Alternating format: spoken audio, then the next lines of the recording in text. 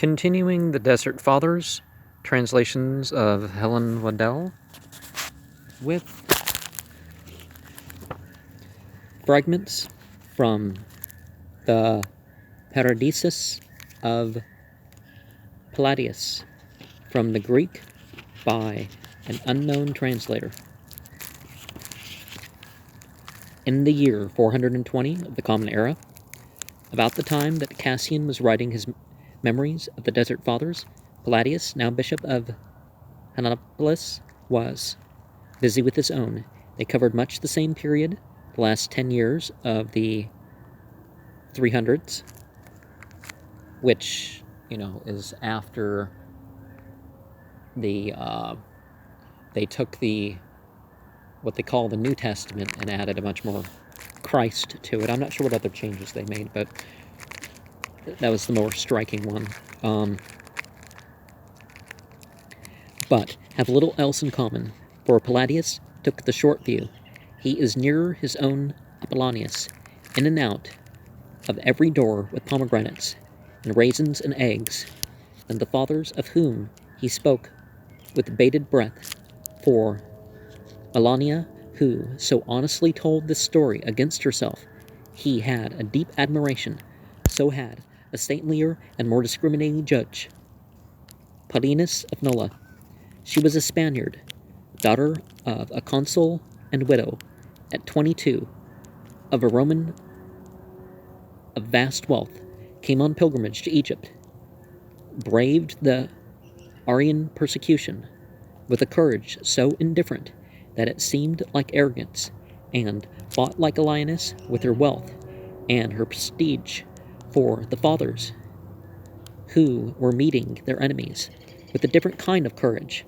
The persecutors came into the desert, says Rufinus, horse and foot, tribunes and prefects, and captains, to make war on quiet men. And when they had come there, they found a new kind of fighting, enemies that bowed their necks to the sword, and said not else but this, "Friend, wherefore art thou come?" When the troubles were ended, she and Rufinus came together to Jerusalem.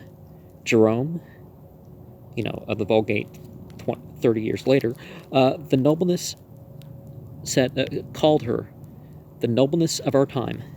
But this was before he quarreled with Rufinus. After that, he muttered comminations.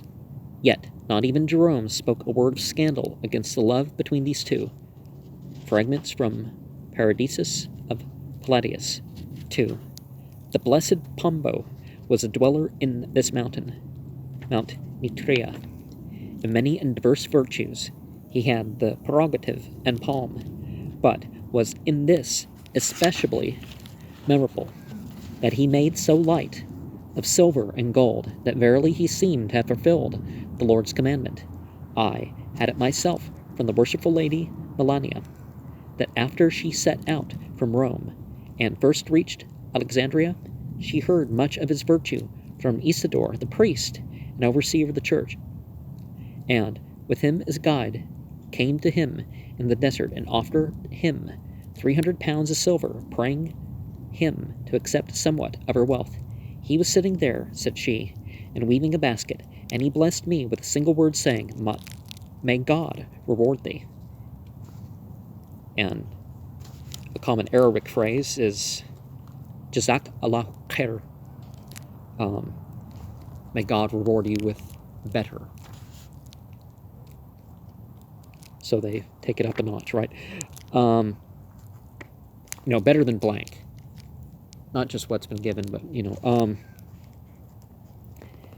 Then he said to his steward, "Take it carefully, and divide it among all the brethren that are in Libya and the islands, for these monasteries seem more needy than the others." He also bade him give none of the money to those in Egypt, because he knew that these parts have abundance of food.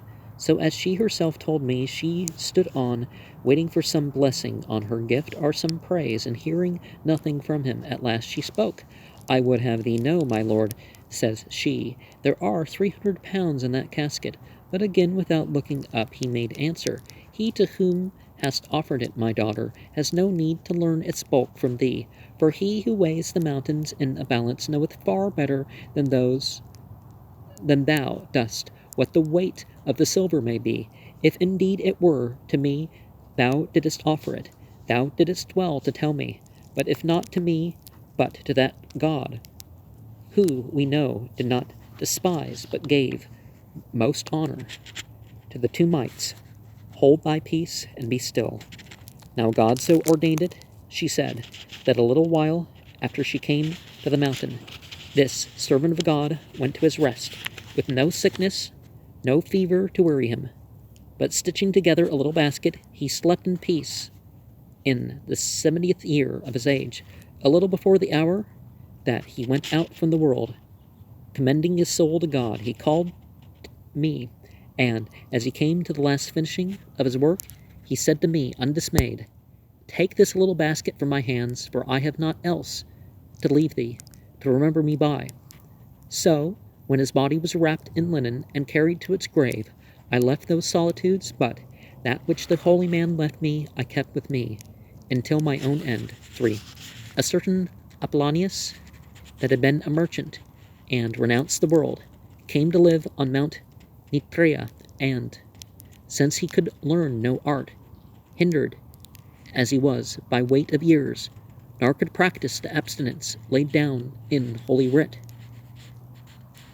he laid down a rule of continence for himself, for out of his own purse and labor he bought every kind of remedy and foodstuffs in Alexandria, and provided the brethren that were ailing with whatever they needed.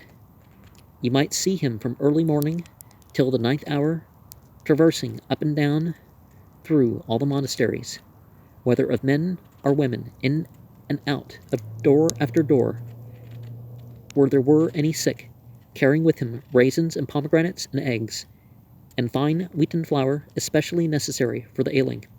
To such a life, for which he alone was adapted, did this servant of Christ devote his old age. Nevertheless, before his death, when he had found another like unto himself, he had handed over to him all the paraphernalia of his ministry, and entreating him to have the same care of the brethren, and since there be 5,000 monks dwelling in the aforesaid mountain, such tendance and comforting is indeed called for without it, in those desolate places, man could not live. And one of the things that we obviously encounter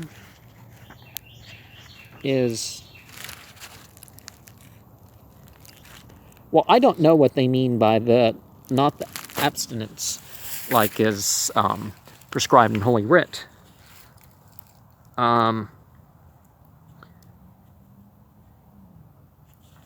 But the person that can come in and supplement the needs of the people is certainly an essential thing. So page 42, we have Amisa omni irania et tergiversation qua Deo execrabilis est, from Rufinus 1 and 2. Dictet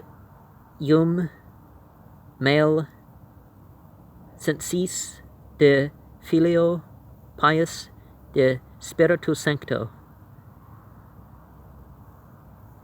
Jerome's epistle 84:7, ad Hamachium et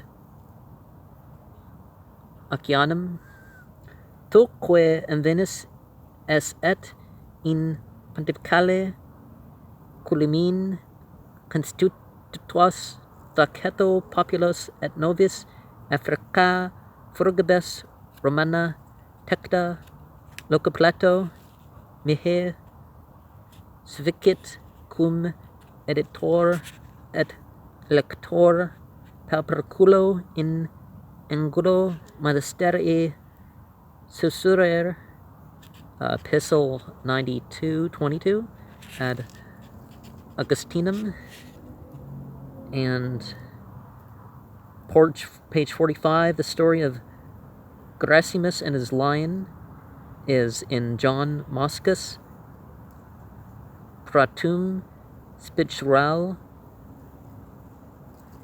C 107, and of Jerome and his line in Migne, PL 22, 209. Translations of both are in Beasts and Saints, page 25 to 38. And yeah, I wasn't sure that I shared of those notes, but that's pretty much it with the notes of what's going on here. Looks like a nest up there.